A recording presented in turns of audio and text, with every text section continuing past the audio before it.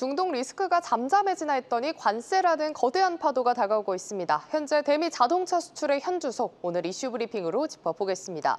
먼저 지난해 한국의 대미 수출 현황입니다. 지난해 기준으로 현대차가 미국에 수출한 비중은 54%, 기아는 37%고요. 한국 GM은 80%가 넘는 84.4%의 높은 수출 의존도를 보이고 있습니다. 특히 우리나라의 대미 자동차 수출은 지난해 342억 달러를 기록하면서 수출 효자 상품으로 이름을 올렸지만 트럼프 정부의 관세를 기점으로 뚜렷한 수출 감소세를 보이고 있습니다. 올해 월별로 먼저 좀 살펴볼까요? 올해 1월 자동차의 대미 수출은 전년 동기 대비 31% 감소를 했습니다. 2월에는 전년 동기 대비 14% 상승하는 순조로운 흐름을 보였는데요. 하지만 3월 이후부터는 그러니까 관세 영향권에 들면서는 3개월 연속 마이너스를 기록하고 있고요. 3월에는 10%, 4월에는 19%, 5월에는 무려 27% 넘게 하락하는 등 시간이 흐를수록 감소폭이 커지고 있습니다. 특이점은 6월 성적에서는 플러스를 달았다는 부분인데요. 이번 1일부터 20일 기준으로 따졌을 때 승용차의 수출 성적이 전년 동기 대비 9% 성장했습니다. 구체적인 데이터가 나와봐야 알겠지만 일단은 미국향 수출보다는 유럽 그리고 타국에 대한 수출 비중이 상승한 걸로 추정되고 있습니다. 이렇게 예고된 관세 폭탄에 잔뜩 움츠리는 한국 자동차 업계, 이런 폭풍을 먼저 마주한 일본의 사례부터 살펴보겠습니다. 일단 일본의 무역 수지는 2개월 연속 적자를 기록한 가운데 대미 자동차 수출 감소가 주요 원인으로 꼽히고 있습니다. 이 가운데 자동차 수출액은 전년 동기 대비 24% 넘게 감소했다는 데이터가 발표됐죠.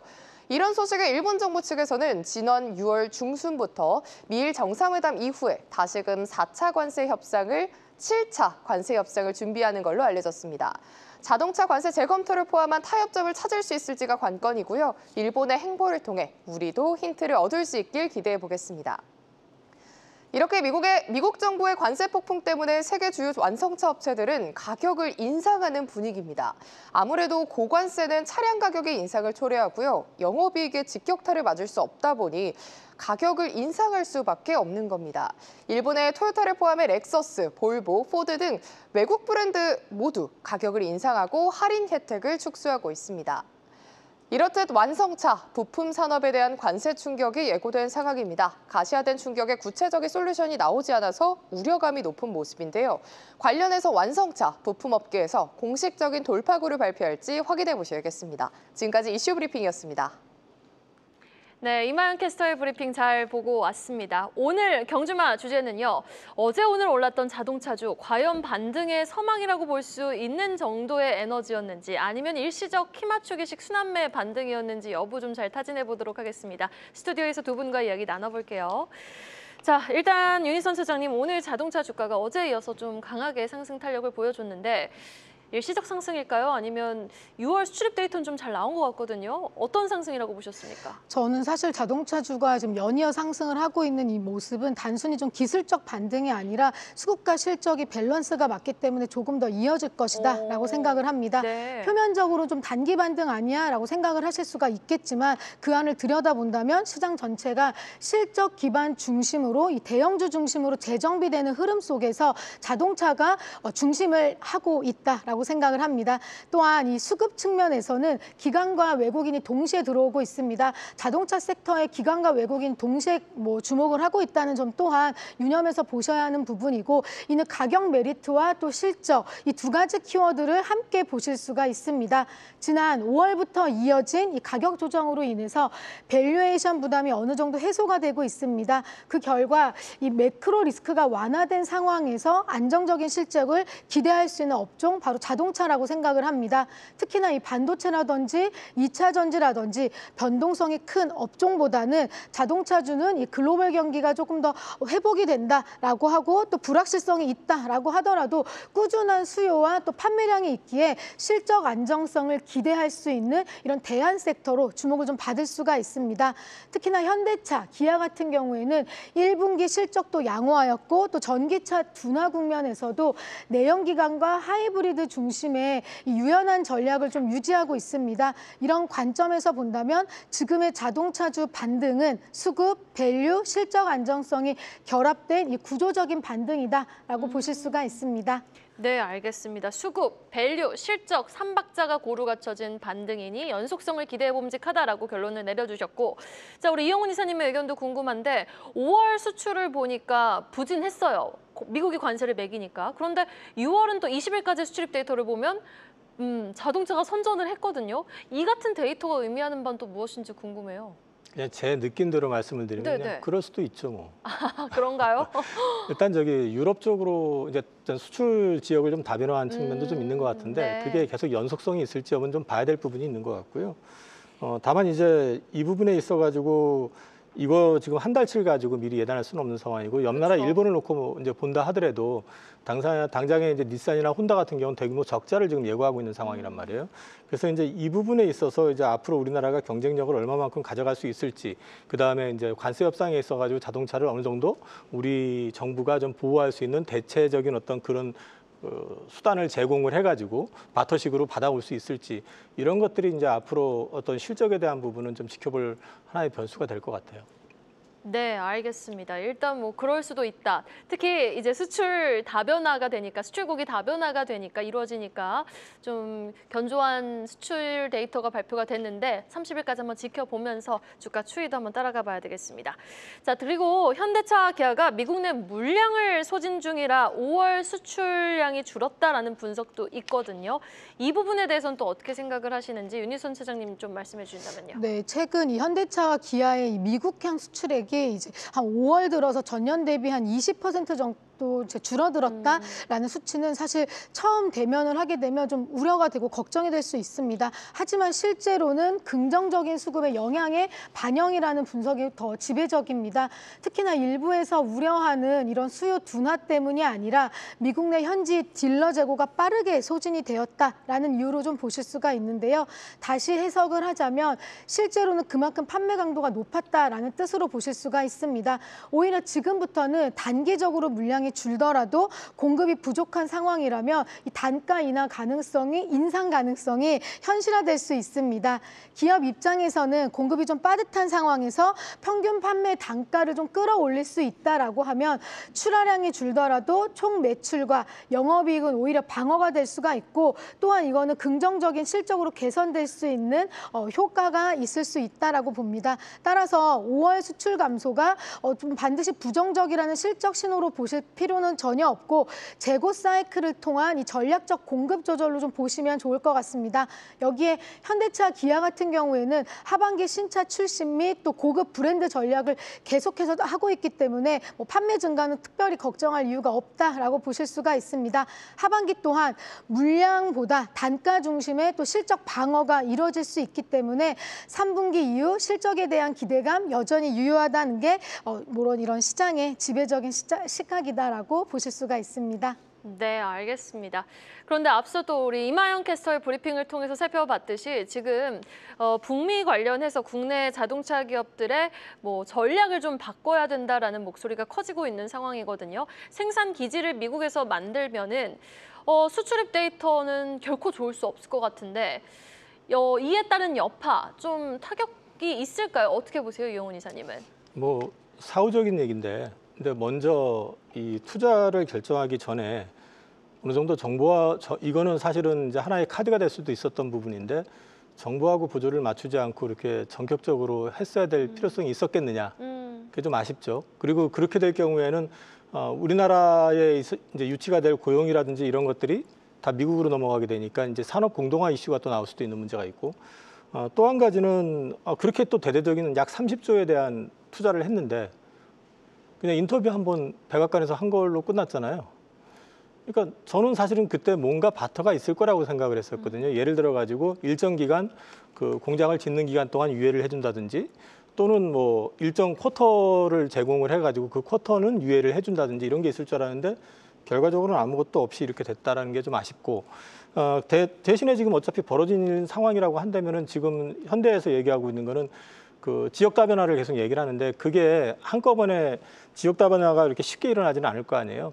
그렇게 본다 그러면 연간으로 봤을 때 아마 현대차에서 미국으로 들어가는 게 수출 물량이 100만 대가 넘는 걸로 알고 있는데 한꺼번에 그걸 찾아낼 방법은 없을 것 같고 그렇다 그러면 천상 지금 현재 기대할 수 있는 거는 관세 협상에서 지금 25% 품목관세 받고 있는 거를 갖다가 현대차 그룹 내에서는 10% 정도면은 그거는 비용 없이 자체적으로 소화가 가능하다 그러고 15% 이내라고 하게 되면은 일부 비용 절감을 하면 가능하다고 하거든요. 그게 어느 정도가 되느냐에 따라서 사실 그런 국내 물량에 또 이제 조정이 가능할 거기 때문에 그럼 지금부터라도 정부하고 좀 보조를 맞춰가지고 이 부분을 어떻게 풀어갈 것인지 결국에는 관세율을 좀 낮추는 방법을 찾아내는 게 현실적이지 않겠느냐. 사실 지역 다변화라고 하는 거는 당장에 물건을 갖다 밀어낸다고 해서 팔 수 있는 건 아니기 때문에 사실 미국이 만약에 막힌다 그러면 좀 힘들어지는 그런 그림이 되지 않을까 싶습니다. 네, 생산 기지를 아예 미국으로 옮기는 것보다는 관세 관련해서 협의가 좀 잘 되어 가는 게 조금 더 현실성 있는 방법이 되겠다라고 말씀을 해주셨는데 연장선상 질문 좀 드려보도록 할게요. 진짜 관세 유예 종료 시점이 이제 곧 다가오고 있습니다. 보면 미국과 영국이 최근에 자동차 쿼터제 합의를 했는데 사실 영국하고 우리나라는 입장이 많이 달라요. 근데 이 같은 현상 속에서 우리도 좀 기대해 봄직한 포인트는 없는지 윤희선 차장님 어떤 생각이세요? 네, 사실 이 이슈는 굉장히 민감한 부분입니다. 이 차 업계에서도 분명히 긴장 요소로 좀 작용을 하고 있는 부분인데요. 현재 한국은 미국과 별도의 자동차 관세 협상이 좀 뒤처지고 있는 상황입니다. 최근 미국과 영국이 자동차 쿼터제에 합의한 것 같은 경우는 사실상 트럼프 시절 도입된 고율 관세인 25%를 피하기 위한 절충책으로 보실 수가 있는 거고 한국은 이와는 좀 다릅니다. 말씀 주신 대로 여전히 이와 같은 협상에 끼질 못하고 있고 만약 2026년까지 별도의 합의가 없이 25% 고율 관세 유예에 우리가 계속 유지가 된다라고 하면 관세가 그대로 적용이 되기 때문에 국내 완성차 업계에는 수출 부담이 좀 급격히 늘어날 수밖에 없는 게 현실입니다. 특히 한국 같은 경우에는 미국 자동차 시장에서 점유율이 2위입니다. 그런데 미국과의 이런 통상 교섭에서 아직까지 자동차 분야에 대해서 이 유의미한 협상이 없다, 면세 조항을 좀 확보하지 못했다. 이에 따라 관세 리스크가 점점 더 현실화될 경우에는 자동차 수출 경쟁력 자체가 좀 흔들릴 수 있는 상황이라고 생각을 합니다. 다만 현대차와 기아 같은 경우에는 이런 리스크를 이미 생각을 했고 조지아라든지 이런 미국 내 기지 내에서 이미 현지 생산 비중을 계속해서 늘려나가고 있습니다. 선제적으로 대응을 했다라고 보실 수가 있고 이는 관세가 실제로 부과가 된다라고 하더라도 현지 조달 부분으로 어느 정도 좀 커버가 될 수 있는 방어가 될 수 있는 것들을 할 수 있기 때문에 그런 부분들은 좀 의미가 있다라고 보실 수가 있고요. 그런데 이제 문제는 부품사입니다. 부품사 같은 경우는 단순하게 현대기아에 납품을 한다라고 해서 끝날 수 있는 부분이 아니고 그렇죠. 이 1, 2차 벤더 입장 같은 경우에는 수출이 점점 줄어드는 순간에 납품 물량이 줄어들고 이는 곧바로 실적과 고용 그리고 공장 가동률에 부정적인 영향을 줄 수밖에 없습니다. 또한 쿼터제가 협상이 되지 않으면 향후 미국 내 신규 공장 증설이라든지 고용 창출 압박으로 당연히 이어질 수밖에 없기 때문에 장기적으로는 북미 전략 수정을 하거나 현재 압박 확대로 이어질 수 있다는 점 또한 단순한 통상 이슈를 넘어 중장기 경영 재정비로 좀 넘어갈 수 있는 가능성 우리가 좀 염두에 두셔야 된다라고 생각을 합니다. 네, 알겠습니다. 오히려 부품사에 조금 더 민감한 이슈로 작용을 할 수 있다라는 의견 제시해 주셨고요. 자, 그런가 하면 지금 현대차 그룹에서 현대차 계열에서 보스턴 다이내믹스 상장 이야기도 슬슬 들려오고 있거든요. 이에 따라서 또 주가에 상방 압력을 줄 수 있을지 여부 많은 분들 궁금해하십니다. 상장할까요, 이사님? 이달 말까지 일단 소프트뱅크와 관련해가지고 풋옵션 여부가 결정이 나거든요. 네. 근데 지금 이게 풋옵션 행사를 안 하게 될 경우에는 아마 또 증자를 할 겁니다. 지금 계속 적자가 나오고 있기 때문에 추가 자금 조달이 한 4천억에서 6천억 정도가 더 필요할 수 있다고 하거든요. 그렇게 된다고 그랬을 경우에 소프트뱅크가 그걸 부담을 안 할 것인지 아마 이제 이달 안에 이제 며칠 안 남았잖아요. 결정이 날 거라고 보는데 사실 현대차 입장에서는 사실 이제 털고 나가길 원하는 것 같아요. 그렇게 될 경우에는 지금 미래 계획이 다 준비가 돼 있습니다. 지금 이미 그 로봇 관련해 가지고 그 물류회사 쪽으로는 이미 계약이 좀 진행이 돼 가지고 구체적으로는 이제 나가는 데도 있고요.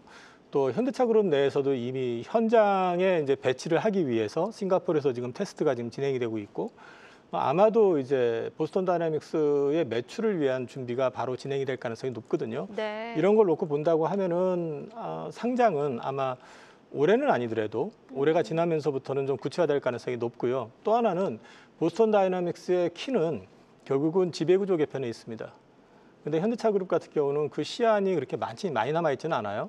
그리고 지금 10대 그 그룹사 중에서 지배구조 개편이 지금 순환 출자로 되어 있는 유일한 회사 그룹이기도 하고요.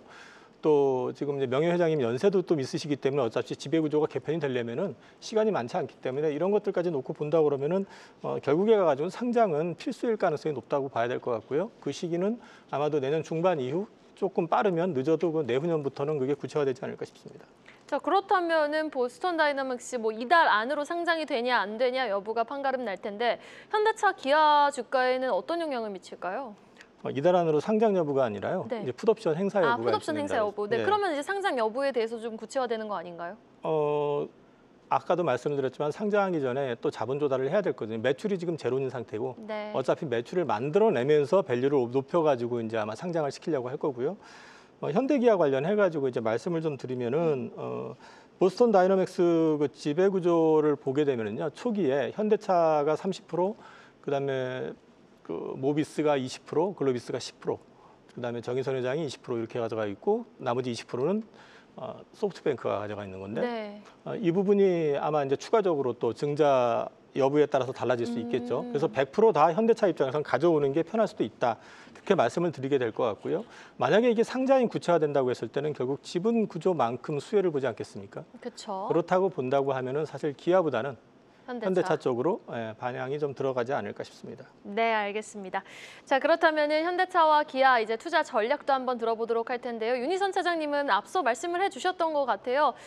지금 뭐 실적이라든지 수급이라든지 주가 위치도 참 매력적이다라고 말씀해주셨는데 지금 담아봐도 됩니까? 아니면 조금 더 조정이 나올 때 들어갈까요?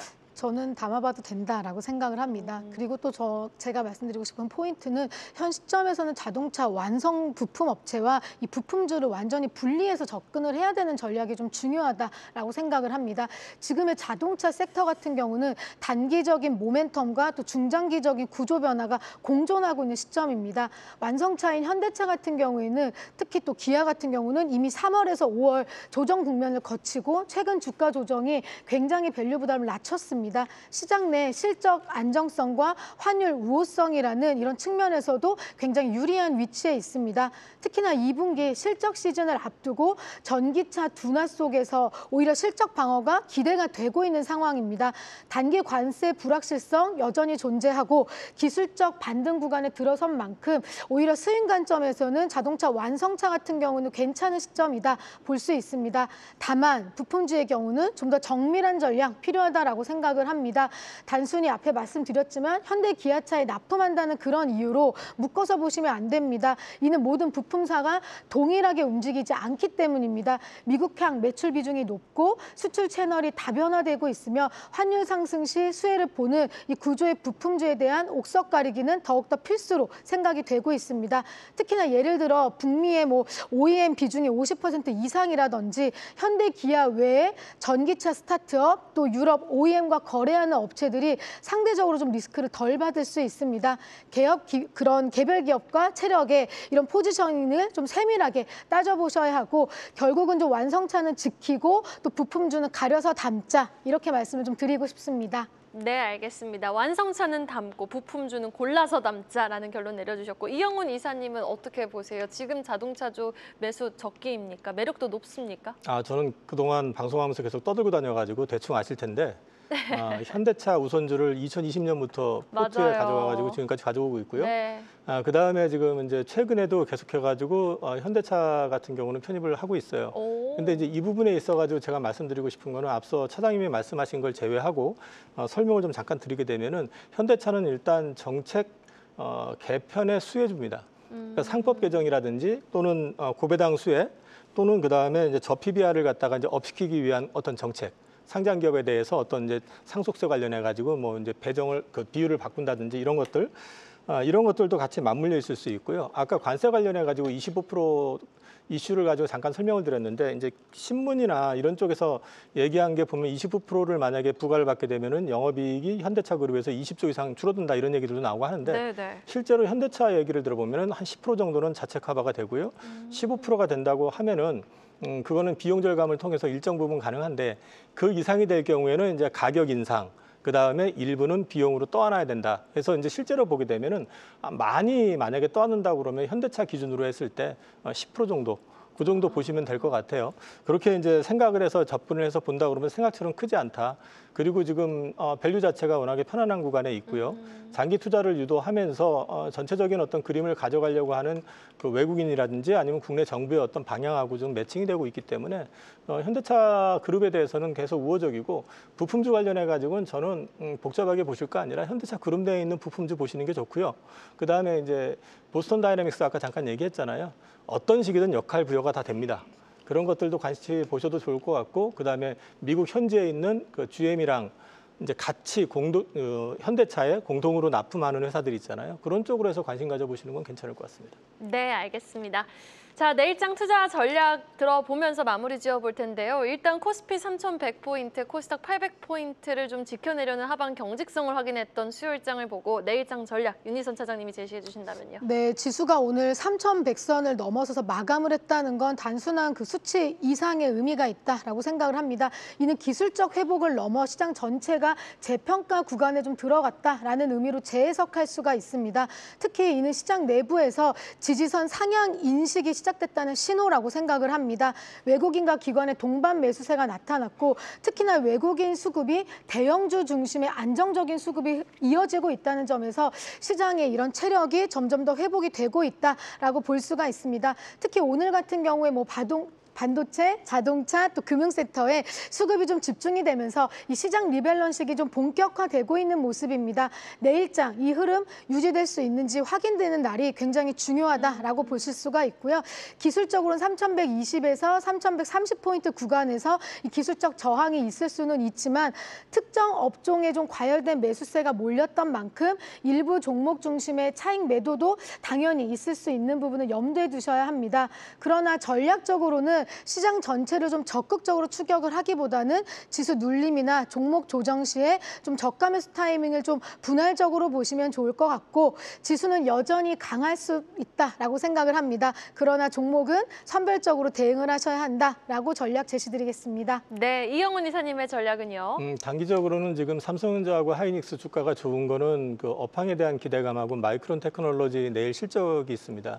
내일 실적 발표가 나서 거기서 단기 세론이 나올 것인지 아니면 더 강하게 나갈 것인지가 일단 단기적인 측면에서는 관건이 될 것 같고요. 네. 중기적으로 봤을 때는 저는 계속 저점을 높이는 구간이다. 그래서 조급하시지 마라. 싸게 살 기회 있다. 그러니까 조선주 또 어제 급등하니까 또 난리 났었는데 오늘 도로 빠지잖아요. 그러니까요. 그러니까 급하게 쫓아가시면 물립니다. 그러니까 급하게 가실 필요 없다. 지금은 사실 그동안 좋았던 원자력도 마찬가지로 쫓아가야지만 올라가니까 쫓아가지 않으면 못 샀다라고 생각을 했지만 결국 쫓아가신 분들은 고점에서 물릴 가능성이 높잖아요. 조금 편안한 구간에서 내가 사고 싶은 종목을 골라서 사시든지 아니면은 상대적으로 못 올라 있는 쪽에서 대형주 가운데서 좀 골라보시는 것도 나쁘진 않을 것 같습니다. 네, 알겠습니다. 이렇게 두 분과 함께 전략 이야기 나눠봤습니다. 자동차 관련 투자 전략 꼼꼼하게 진단해봤습니다. 지금까지 이영훈 이사, 윤희선 차장이었습니다. 말씀 고맙습니다. 감사합니다. 계속해서 다양한 경제 이슈를 알고 싶다면 구독과 좋아요, 알림 설정 부탁드립니다. AI 캐스터 권미정이었습니다.